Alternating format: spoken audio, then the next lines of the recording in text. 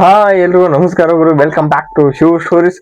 S, ಈ ವಿಡಿಯೋದಾಗ ಏನಪ್ಪಾ ಅಂದ್ರೆ ಇಂಡಿಯಾ ಟೆಸ್ಟ್ ಕ್ರಿಕೆಟ್ ನ ಕರ್ಮ ಕಾಂಡ.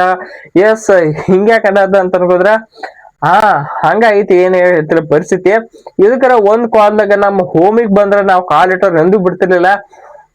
ವೈಟ್ ವಾಶ್ ಮಾಡಿ ಕಳಿಸ್ತಿದ್ವಿ ಅಂದ್ರ ಅವ್ರು ಸುಮ್ಮಂದ್ರ ಬಿಡ್ತಿರ್ಲಿಲ್ಲ. ಆದ್ರೆ ಈಗ ಟೈಮ್ ಚೇಂಜ್ ಐತಿ, ಸಮಯ ಚೇಂಜ್ ಐತಿ. ಏನಂದ್ರ ನಾವು ವೈಟ್ ವಾಶ್ ಆಗ್ಲತ್ತೀವಿ ಬ್ಯಾರ್ದವ್ರು ಬಂದಾಗಂತ್ರ. ಈಗ ನೀವು ಒಂಥರ ನ್ಯೂಜಿಲೆಂಡ್ ತಗೊಂತಿರ್ಬೋದು, ನ್ಯೂಜಿಲೆಂಡ್ ತಗೋರಿ, ಹಂಗೆ ಸೌತ್ ಆಫ್ರಿಕಾದವ್ರನ್ನ ತಗೋರಿ. ವೈಟ್ ವಾಶ್ ಆಗಿ ನಾವೇ ಅವ್ರ ಕೈಯಾಗ ಸಿಕ್ಕ. ಏನಂದ್ರ ಒಂದೇ ಕಾರಣ, ಅದು spin. We can't play spin.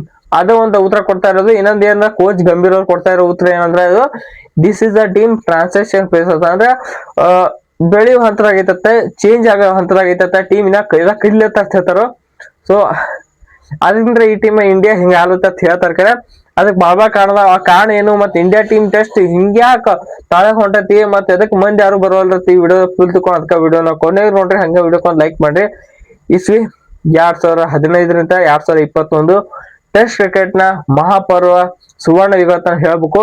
ಅದು ಯಾಕಂದ್ರೆ ಅದು ವಿರಾಟ್ ಕೊಹ್ಲಿ ಅವರ ಕ್ಯಾಪ್ಟನ್ಸಿ ಕಾಲದಾಗ ಆಡಿದ್ದು 24 ಟೆಸ್ಟ್ನಾಗ 2 ಸೋತು ಬರೋಬ್ಬರಿ 22 ಟೆಸ್ಟ್ನಾಗ ಗೆದ್ರು ವಿರಾಟ್ ಕೊಹ್ಲಿ ಅವ್ರ ಕ್ಯಾಪ್ಟನ್ಸಿ ನಮ್ಮ team India as a first captain to win the series in Australia. And ಹೋಮ್ದಾಗ ಬಂದವ್ರು ಯಾರು ಬಿಡ್ಲಿಲ್ಲ. ಹೆವಿ ಅಗ್ರೆಸಿವ್ ಇವ್ರ ಕ್ಯಾಪ್ಟನ್ಸಿ ಇದ್ರೆ ಎಲ್ಲಾರು ಬಂದ್ ಎದುರಾಳಿನೆಲ್ಲ ಮಣ್ಣು ಮುಗಿಸಿದ್ರು ನಮ್ ವಿರಾಟ್ ಕೊಹ್ಲಿ ಕ್ಯಾಪ್ಟನ್ಸಿ ಒಳಗ. ಆದಾಗಿಂದ ನೆಕ್ಸ್ಟ್ ನಮ್ ರೋಹಿತ್ ಶರ್ಮಾ ಅವ್ರ ಕ್ಯಾಪ್ಟನ್ಸಿ ಬರುತ್ತೆ. ರೋಹಿತ್ ಶರ್ಮಾ ಅವ್ರ ಕ್ಯಾಪ್ಟನ್ಸಿ ಬಂದ್ ಕೂಡಲೇ ಇಲ್ಲಿ ಸ್ವಲ್ಪ ಆ ಕಡೆ ಆದ್ರ ಸಖತ್ತಾಗಿ ಆಡ್ತಾರ. ಆದ್ರೆ ಇದೇ ಮೊದಲ ಬ್ಯಾಟ್ರಲ್ಲಿ shift Shubman Gill and Gautam Gambhir. The India team is very, ಅಂದ್ರೆ ಇಂಡಿಯಾ ಟೀಮ್ ಪೂರಾ ತಾಳಗ್ ಹೋಗಿದೆ ಅಂತ ಹೇಳ್ಬೇಕು.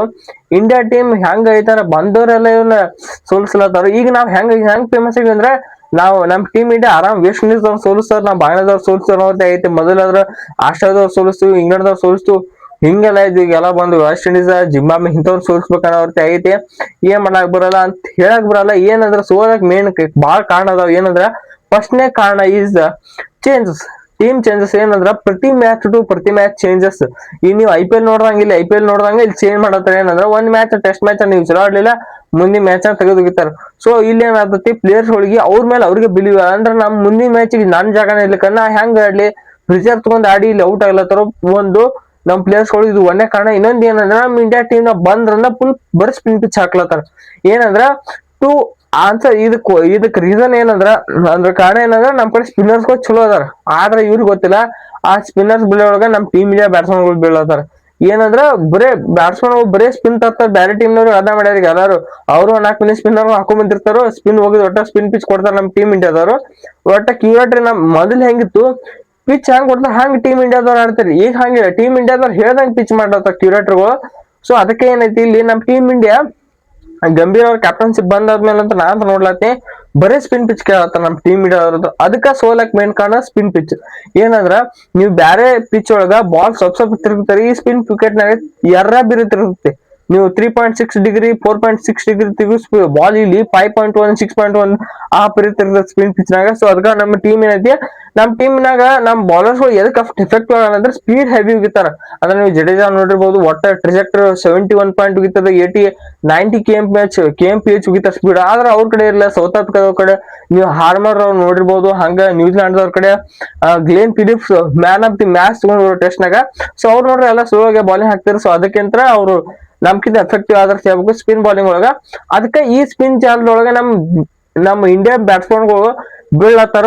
ಸೊ ಅದ್ರಿಂದ ನಮ್ ಟೀಮ್ ಇಂಡಿಯಾ ಸೋಲಾಕ ಮೇನ್ ರೀಸನ್. ಮತ್ ಇನ್ನೊಂದ್ ಏನಂದ್ರೆ ಡ್ರೆಸ್ಸಿಂಗ್ ರೂಮ್. ಮೂರನೇ ಕಾರಣ ಅಂದ್ರೆ ಡ್ರೆಸ್ಸಿಂಗ್ ರೂಮ್ ವಾತಾವರಣ. ಏನಂದ್ರೆ ಒಂದ್ ಯಾರಿಗೆ ಹ್ಯಾಪಿನೆಸ್ ಅನ್ನೋದಿಲ್ಲ. ಒಂಥರ ತಗೊಂಡ್ರ ದ್ರಾವಿಡ ಅವ್ರದ್ದ ಹೆಂಗಿತ್ತು, ಫೀಲ್ಡಿಂಗ್ ಮಾಡಲ್ ಕೊಡೋರಾಗಿರ್ಬೋದು, ಎಲ್ಲರೂ ಖುಷಿ ಅಂತ ಇರ್ತಾರೆ. ಎಲ್ಲ ಜಿ ಬಂದ್ಮೇಲೆ ಎಲ್ಲ ಫುಲ್ ಸ್ಟ್ರಿಕ್ಟ್ ಆಗಿದೆ ಡ್ರೆಸ್ಸಿಂಗ್ ರೂಮ್. ಸೊ ಅದರಿಂದ ಏನೈತಿ, ಸ್ವಲ್ಪ ಡ್ರೆಸ್ಸಿಂಗ್ ರೂಮ್ ಕಾರಣನು ಸ್ವಲ್ಪ ಸೋಲ ಕಾರಣ. ಇನ್ನೊಂದು ನಾಲ್ಕನೇದು ಏನಂದ್ರೆ ಎಲ್ಲ ಯಂಗ್ ಪ್ಲೇಯರ್ಸ್ ಗಳು. ನೀವು ಸಾಯಿ ಸುದರ್ಶನ್ ನೋಡಿರ್ಬೋದು, ಮತ್ತ ಬಾಲಿಂಗ್ ವಿಭಾಗ ನೋಡ್ರಿ ಎಲ್ಲ ಹೆವಿ ಹೊಸದೈತಿ. ಮತ್ತೆಲ್ಲ ಯಂಗ್ ಪ್ಲೇಯರ್ಸ್ ಗಳು ಧ್ರುವ್ ಜುರೇಲ್ ಆಗಿರ್ಬೋದು, ಇಂಥ ಪ್ಲೇಯರ್ಸ್ ಗಳು ಟೀಮ್ ಇಂಡಿಯಾ ಟೆಸ್ಟ್ ನ ಸೋಲ ಕಾರಣ. ಇನ್ನೊಂದು ನಾಲ್ಕನೇ ಮಂದಿ ಯಾಕೆ ಬರುವಂತ ಸ್ಟೇಡಿಯಂ ಅಂದ್ರೆ ದೊಡ್ಡ ಸ್ಟಾರ್ಸ್ ಅಷ್ಟೇ. ವಿರಾಟ್ ಕೊಹ್ಲಿ, ರೋಹಿತ್ ಶರ್ಮಾ ಇದ್ದಾಗ ಪೂರಾ ಎಲ್ಲ ಸ್ಟೇಡಿಯಂ ತುಂಬ್ತಿತ್ತು. ಆದ್ರೆ ಯಾವಾಗ ಇಲ್ಲ ಅಂದ್ರೆ ಅವರು ಯಾವಾಗ ಟೆಸ್ಟ್ ರಿಟೈರ್ಮೆಂಟ್ ಕೊಟ್ರು, ನೀವು ನೋಡ್ರು ಮೊನ್ನೆ ಗುವಾಹಟಿ ಖಾಲಿ ಸ್ಟೇಡಿಯಂದಾಗ ಟೀಮ್ ಇಂಡಿಯಾ ಇದ್ರ ಕರೆ ಅಲ್ಲಿ ಇಲ್ಲಿ ಒಂದ್ 4-5 ಮಂದಿ ಇರ್ತಾರೆ, ಯಾರು ಮಂದಿ ಬಾಳ ಇರಲಿಲ್ಲ. ಸೊ ಅದರಿಂದ ಇದು ಅಷ್ಟು ಕಾರಣಗಳು ನಮ್ಮ ಟೀಮ್ ಇಂಡಿಯಾ ತಾಳಗ್ ಹೋಗ್ಲಾತಿರೋ ಟೆಸ್ಟ್ ಕ್ರಿಕೆಟ್ ಒಳಗ. ಸೊ ನಿಮ್ಗೆ ಅನಿಸ್ತೈತಿ ಈ ಕಾರಣಗಳ ಬಗ್ಗೆ ಅಂತ ವಿಡಿಯೋ ಕಾಮೆಂಟ್ ಮಾಡಿ. ಸೊ ಇಷ್ಟ ಆಯ್ತಾ ಈ ವಿಡಿಯೋ ಇಲ್ಲಿ ಮುಗಿಸೋಣ. ಈ ವಿಡಿಯೋ ಇಷ್ಟ ಆಯ್ತಾ ವಿಡಿಯೋಕ್ಕೆ ಒಂದು ಲೈಕ್ ಮಾಡಿ, ಹಂಗೆ ಚಾನಲ್ ಸಬ್ಸ್ಕ್ರೈಬ್ ಮಾಡ್ಕೊರಿ. ಸೊ ಮತ್ತೆ ವಿಡಿಯೋ ಎಲ್ರಿಗೂ ನಮಸ್ಕಾರ.